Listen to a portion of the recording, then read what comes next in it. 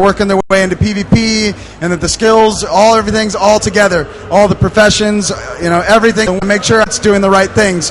And Jonathan's one of those guys. He's got a real heart for PvP, and I make sure that when we got PvP to work on, he's one of those guys that's working on it. Yeah, so basically Izzy's my boss, so I work really hard. A lot of us back at the office, we had a really great PvP team that put together the map. You guys were able to see the Battle of Kylo. And then we then go and we show it to Izzy, and he gives us some feedback, and then we work on it some more. We show it to Izzy again. He gives us some more direction, and we work back and forth. So he kind of guides us and kind of keeps his hands off, and we keep bringing him stuff that he seems to like. So we hope you guys like it as well. All right, I guess we can go to some questions now. We polled people on Twitter as well. DOSDamned wants to know, what steps are you taking to ensure that PvP remains balanced, yet classes remain diverse? So one of the big things that we have differently from Guild Wars 1 to Guild Wars 2 is we've really segmented out the skills. You have your weapon skills, your heal skills, your utility skills, and your elite skills. And this actually gives us a really powerful tool when it comes to balance. We can really keep all of the skills of similar power types in different areas, and it really gives us the ability to balance things in very different ways. And so when we get certain types of skills, like say we have a bunch of stuns or a bunch of condition removals, we can make sure that they all exist in one place. And for example, we wanted to speed up how fast things die in the game because we felt like we had too much healing. But all the healing skills is all in one place. We were able to just take the healing skills, increase the recharge on them, and it would only ended up being 24 skills in the game because it was all located kind of in one place. And so that kind of segmentation all over the place allows us to have a really powerful amount of control in the system.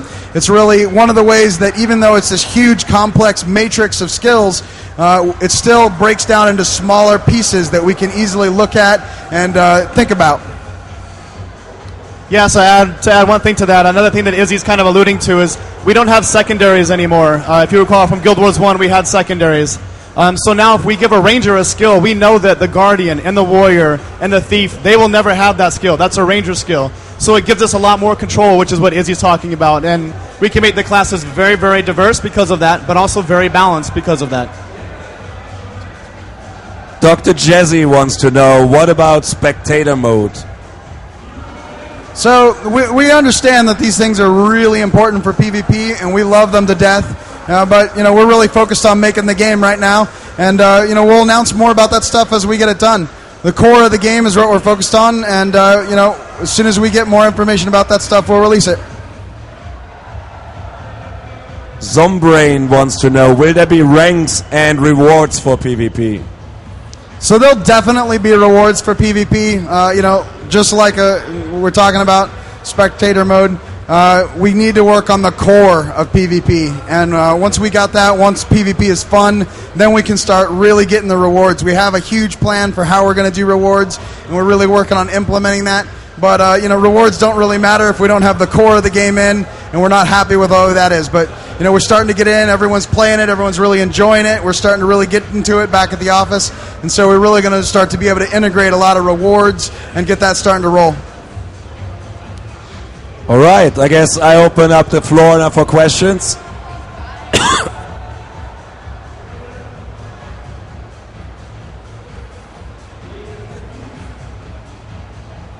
Hi guys, there are actually two things I'd like to ask. First one, are the down skills, are they the same as the PvE, or did you create new ones? And the second one is about the differences between like the shortest Asura and the tallest Norn. How is this going to play out in PvP? Because obviously the Norn would have a huge disadvantage because they are visible. Yeah, so we get this question a lot. Even though the Norn and the Asura are very different in sizes, their hitboxes are the exact same. And so even though they look very, very different, they're still the exact same size to hit, shoot with projectiles, all the same. And so, it's very important that stays the same so that the gameplay is the exact same size. And so, that's something we took into account. There's always going to be a little bit of differences in that, you're a smaller character, easy to run around, But that really, it's a lot less of a big deal if the hitboxes are the exact same. So that is true. As for the down skills, all skills in the game, we do have the ability to split skills from PvP to PvE, and we're going to be doing that. We've already done it. There's in between the two, there's statistical differences. Some stuns are longer in PvE as in PvP, and we'll even have functional differences. Some skills will function differently in PvE as they do in PvP, and we're not afraid of doing that. We really like the ability to be able to balance things differently in the two environments. We know that skills function completely differently in these two environments, and they need a totally different balance between them. And so that's totally something that we plan on doing. The down skills right now are the exact same. We found that the things that you want to do in both environments happen to be very similar. And so we found that both the down skills, it's okay that they're the same. In all instances, we try to keep them as similar as we can so that you only have to learn one thing. And then we diverge when we need to.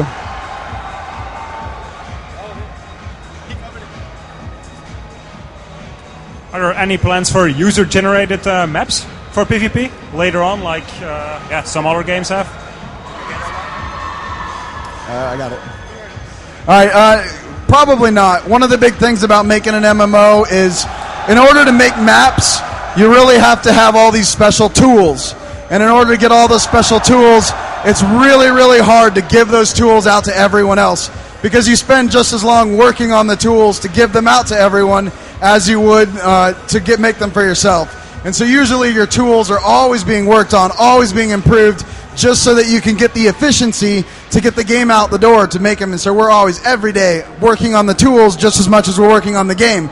And so it's really hard to get those tools to a polished level that you would release them to the public, and the public could make games. And so unless you built your game from the ground up to make user-generated content, it's really hard for that. And so, maybe weird something down the road, but unless you plan the entire game around it, it's really hard. And it's really not something that we plan for. So I don't see that really happening, especially not for PvP. So in Guild Wars 2, you have two weapon sets. And you have two weapon sets in Guild Wars 2. Can you take a weapon in your inventory and then change your weapons in your set while in combat? Finally. Yeah, so right now that is the way that it works in the PvP demo, but probably down the road we want to disable that. Perhaps it's a setting players can do themselves, but right now we think that a lot of the fun of the game is coming up with great builds. So if you can equip a certain weapon set and your utilities, then that gives you a build. And that's part of the strategy of building your character a certain way so that you can adjust to everything in the field by swapping out your weapons. Now, having said that, it might be the case, and we're not positive yet, it might be the case that you cannot change your weapons, but you could change utilities if you're outside of combat. You'll notice right now, if you guys play the PvP demo, if you're in combat, you cannot change your utilities. You cannot change your heal, you cannot change your elite. So that would probably stay the same. So that way, when you're locked into combat, you're not switching things to deal with the combat that you're in right now. You got to plan ahead and think ahead and adapt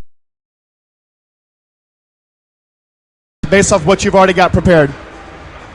Yeah, the other big thing is even in the demo right now, if a utility skill is things, especially as we move into a competitive environment, we'll definitely make it so that you can't change a lot of things out. We'll lock you down into a build.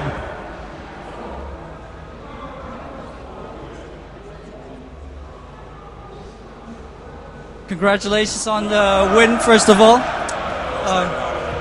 Congratulations on the win, first of all. My question is, it seems like comebacks are really hard to mount. Do you consider that to be a problem? So basically the question was, first of all, he said congratulations. He's talking about Boon Control. We played them. We had an exhibition match. So first off, thanks to Boon Control for coming out and playing with us. Those guys picked up the game really quickly. So the question was, it seems like comebacks, and this means if you're behind, trying to come back and get into the fight is very difficult. Because of our system, because you can so easily neutralize points in the Conquest maps, you can actually set up some really, really good turnarounds. We've seen a lot of games of The Office where you see amazing turnarounds because you can isolate the points, you can cancel them, and then you can start slowly but surely coming back. So because you can stop your opponent's progress, it is possible to come back. But it does take a lot of strategy and timing. So we have seen comebacks, and we think that it is possible. So If it becomes a big problem later, we'll address it. But right now, we are seeing a lot of comebacks when we play at the office. Yeah, and if you look at both of our exhibition matches, both of the games, we had two really good comebacks. We were down, and we were able to come back. And so it's definitely a possible. It takes a lot of coordination and effort, but they're definitely a possibility, and it's a powerful thing to be able to neutralize and shift the game. Anybody else has a question?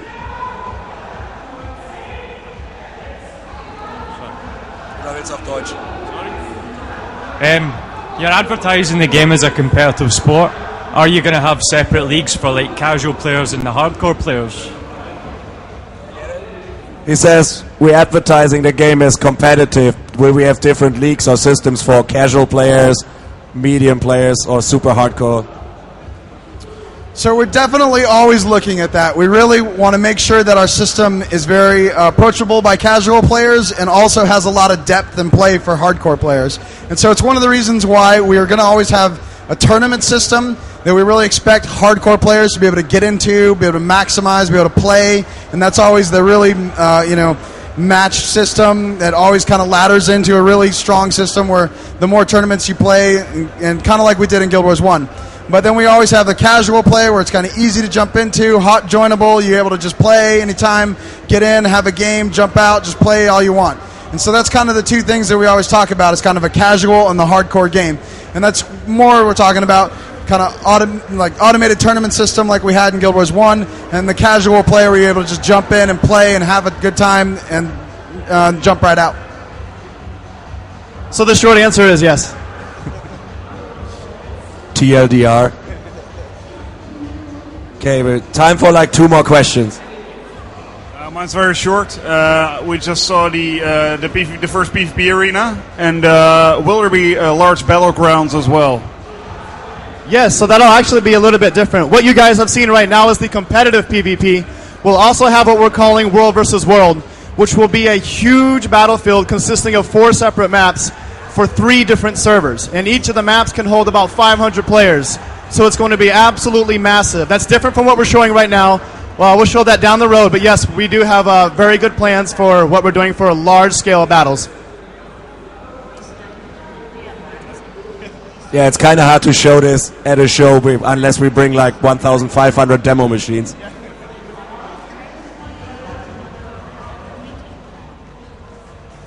Are you planning on any kind of voice support to enable players to work with each other on same teams? Are you planning on any voice support to allow players to work together? Are we planning to have integrated voice support in the game? I don't believe we've talked about that quite yet publicly. We do have a lot of plans for a lot of the tools we're going to give players. We're going to use some things that we discovered were good in GW1, some things that were not good in GW1, and we also play a lot of other games to see what the genres are doing to really allow players to work together with integrated support. So we haven't talked about it publicly yet, but we do have a lot of plans on the back end for those types of things. Okay, ich habe gerade eine Frage geht noch. Eine haben wir noch. Is there going to be a minimap like you know it from the AOS games? Heroes of New Earth, League of Legends. Minimap. Put it really close to your mouth. Is really there going close. to be a short minimap to have a quick overview of the whole map? A full mini map. So I think I know what you're talking about. We really kind of dialed back the mini-map a lot more in Guild Wars 2 than we had in Guild Wars 1, and we probably won't do a lot more on the mini-map, but we are planning on looking at that a little bit. We don't want to show too much information on the mini-map because we really want you to play the battlefield. We really want you to keep your focus in the center of the screen. But, that isn't the case, that there might not be UI improvements and things that we do to increase visibility, maybe even on the mini-map or maybe all over the UI in different places. But we really don't want your focus to be in the corner looking at a map or trying to read down there. We want you to be looking in the center of the screen. We want to be focusing on the enemies in front of you. And so that's kind of an overall goal of the game. And so it's probably not going to be the case that we're going to put a ton of information down there. And so, we'll probably still keep that a light piece of UI. but you know, we're always looking at improving different parts of our UI, and so who knows what the future brings. Yeah, so to add to that real quick, if you notice the game when you watch the demo or if you saw any of the exhibition matches, when you're running around in Guild Wars 2, you've always got your head up. You're looking through the field, you're watching for enemies, you're watching for allies, you're looking for effects, you're watching skills go off because we have such dynamic combat. What we want you to do is feel like you're in a real battle and not sitting back watching a spreadsheet of red bars move up and down, because we don't think that's as fun. So we're going to try to go without that type of stuff because we really want you guys to focus on the combat, because once you get in there, if you've tried it, it's super fun. So we want you to focus on the combat a lot. So that's kind of where we're going right now. Okay, a big applause for Isaiah Cartwright and Jonathan Sharp.